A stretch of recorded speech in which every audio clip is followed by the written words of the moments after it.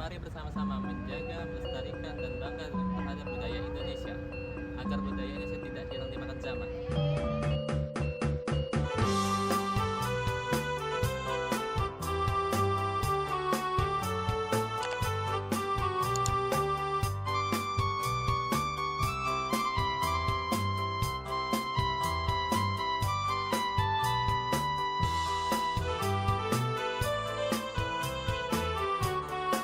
Kami berenam mau menunjukin sesuatu yang menarik nih. Pantengin terus ya. Oke, langsung aja kita ke budaya yang pertama, yaitu adanya rumah limas dari Sumatera Selatan. Rumah limas tersendiri memiliki beberapa filosofi tersendiri. Yang pertama, itu adanya atap dari rumah limas. Atap dari rumah limas berbentuk limas berudak, yang mana setiap undakannya memiliki tingkatan hidup dan juga tata krama. Yang kedua adalah bentuk rumah panggung.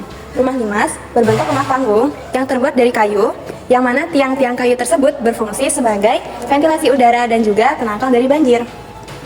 Memiliki simbol pelindungan dan juga kesejahteraan keluarga.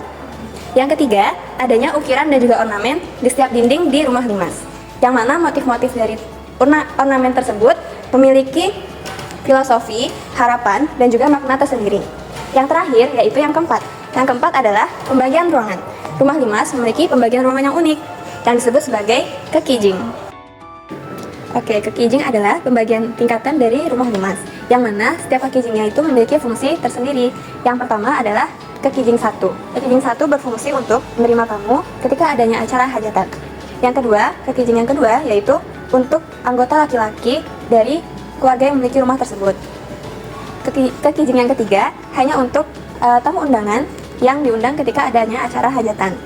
Kekijing yang keempat adalah untuk tamu undangan khusus yang masih memiliki hubungan keluarga terhadap orang yang memiliki rumah limas tersebut. Dan kekijing yang terakhir yaitu kekijing yang kelima untuk tamu undangan yang sangat-sangat dihormati. Baiklah, setelah kita membahas rumah adat, daerah yang disebut Bumi Sriwijaya ini juga memiliki berbagai macam kebudayaan loh guys. Salah satunya yaitu dalam hal berbusana.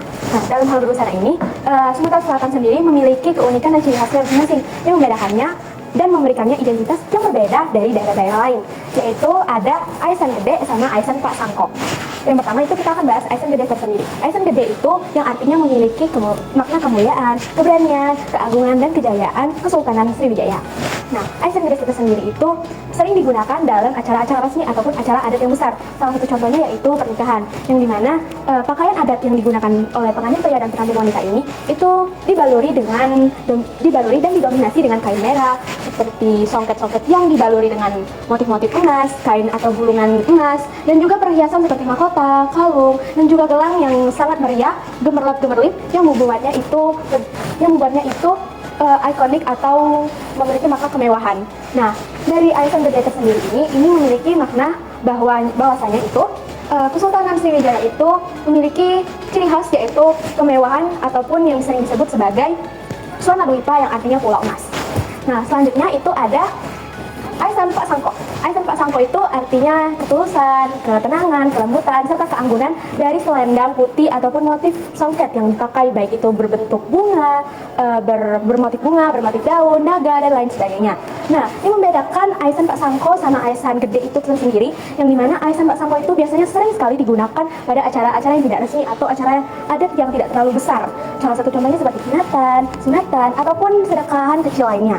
Nah, dari Aisan Pak Sangko itu tersendiri, dia didominasi dengan pakaian yang tidak terlalu mewah ataupun tidak terlalu mencolok. Nah, seperti pada contohnya yaitu laki-laki, mereka menggunakan jubah bermotif dan juga menggunakan songket kain sebagai bawahannya. Dan untuk wanita, mereka menggunakan pakaian untuk menutup dada sesuai syariat Islam dan juga tidak memerlukan berbagai macam mahkota ataupun perhiasan lainnya di berbagai sudut badan. Nah, dari Aisan Pak Sangko itu tersendiri itu menyimpulkan bahwanya budaya Aisan Pak Sangko itu memiliki simbolik yang sungguh anggun dan sangat berbeda dari Aisan Pak Gede, yang artinya dapat disimpulkan bahwa Aisan Pak Sangko dan Aisan Gede itu memiliki keunikan yang membuat ciri khas budaya Sumatera Selatan itu memiliki nilai yang cukup tinggi dan sangat unik yang dapat membedakannya dari daerah-daerah lain. Kita lanjut ke sesi selanjutnya. Terdapat beberapa jenis senjata yang digunakan oleh para punggawa kerajaan pada masa Kesultanan Palembang untuk mempertahankan diri dari serangan musuh. Senjata-senjata ini antara lain keris, tombak, dan pedang. Di sini terdapat beberapa jenis-jenis keris, tombak, dan pedang. Yang pertama adalah keris rambe ayam. Kenapa dinamakan keris rambe ayam? Karena pada bagian gagang dan sarungnya terdapat hiasan seperti rambe ayam. Yang kedua adalah keris brojol. Keris brojol berbentuk lurus dan tidak berlekuk. Cara penggunaannya adalah dengan diselipkan pada pinggang. Yang ketiga adalah tumbak lado. Tumbak lado adalah senjata yang berbentuk seperti mata tombak dan gagangnya dibuat dari tanduk kerbau atau kayu yang diukir. Yang keempat adalah rodos. Rodos adalah senjata yang berbentuk seperti pedang dan pada bagian gagangnya dibuat dari tanduk kerbau yang diukir.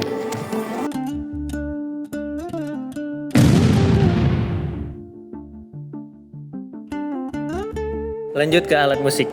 Yang pertama ada alat musik gambus. Gambus adalah alat musik petik yang memiliki suara khas. Umumnya mengiringi syair-syair Melayu Palembang. Kedua, ada alat musik terbangan atau yang biasa disebut rebana. Alat musik pukul yang biasa dimainkan di acara syukuran, khitanan, dan pernikahan, menciptakan suasana hangat kebersamaan. Ketiga, gambang. Gambang adalah bilah kayu yang dimainkan dengan cara dipukul supaya menghasilkan suara yang lembut namun tegas, berupa xilofon dengan sentuhan lokal. Ketiga alat ini masing-masing membawa nuansa khas Palembang, memperkaya warisan musikal dan menegaskan identitas masyarakatnya.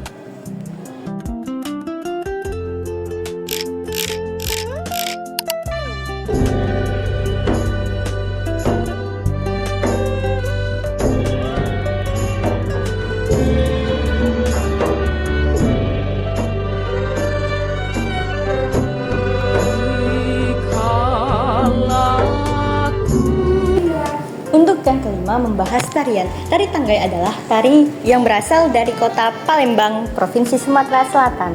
Tari Tanggai termasuk tari rumpun Melayu yang biasanya ditarikan untuk menyambut tamu yang berkunjung ke kota Palembang ataupun pernikahan, sedekahan, atau sunatan. Tari Tanggai menggunakan aksesoris khas berupa kuku panjang yang ditarikan paling sedikit 3 orang sampai 9 orang penari perempuan. Sedangkan tari gending Sriwijaya merupakan tari adat tradisional yang berfungsi untuk menyambut kedatangan tamu agung di Sumatera Selatan. Tari ini tidak boleh ditampilkan sembarangan, misalnya pada acara pernikahan, sedekahan, ataupun sunatan. Tamu yang disambut dengan tarian ini adalah presiden, menteri, dan kedutaan besar luar negeri pada acara-acara resmi kenegaraan. Busana yang digunakan adalah aesan gede, aesan mantri, dan aesan paksangkong dengan properti tari berupa tanggai, tepak sirih, pridon, payung, dan ombak.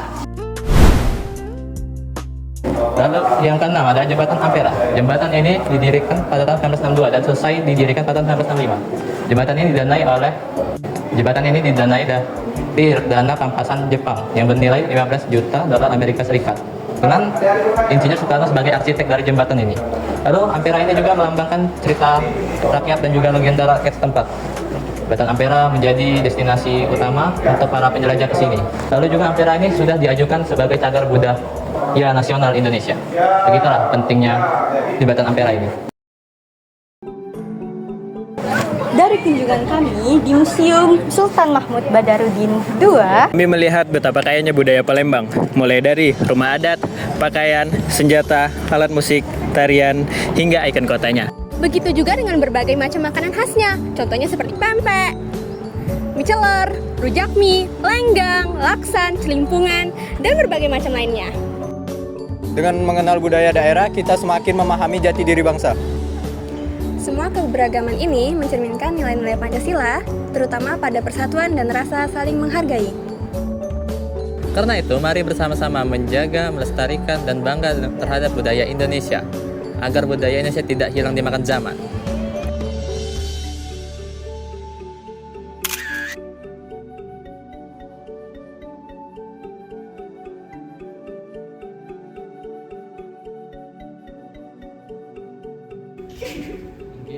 Ketekan volume dia.